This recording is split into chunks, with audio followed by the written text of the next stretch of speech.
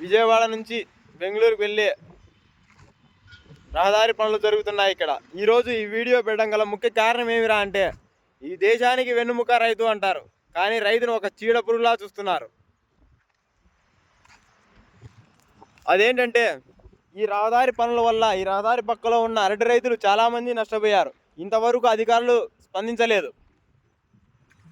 మరో దౌర్భాగ్యం ఏమిరా అంటే, రైతు తన సొంత పొలంలోకి వెళ్ళి పంట వేసుకోవాలన్నా వేసుకోలేని పరిస్థితి కల్పించారు. అదేంటంటే, రైతుకు దారి వదలకుండా పూర్తిగా క్లోజ్ చేసి రైతు తన సొంత పొలంలోకి కూడా దిగలేని పరిస్థితిలో ఈరోజు రైతు ఉన్నాడు. ఈ రైతే కాదు, ఈ రహదారి పక్కలో ఉన్న ప్రతి రైతు కూడా అదే పరిస్థితిలో ఉన్నాడు. కానీ దీనిపైన కూటమి ప్రభుత్వం నాయకులు స్పందించలేదు. అధికారులకు వెళ్ళి అధికారులు చెప్పినా కూడా అధికారులు కూడా ఇంతవరకు స్పందించలేదు. కలెక్టర్ గారు కూడా స్పందించలేదు ఇంతవరకు. అంటే అధికారులు ఏ విధంగా ఈరోజు పని చేస్తున్నారో ప్రతి ఒక్కరూ గమనించాలా. రైతులు ఎవరికి చెప్పుకోవాలంకా?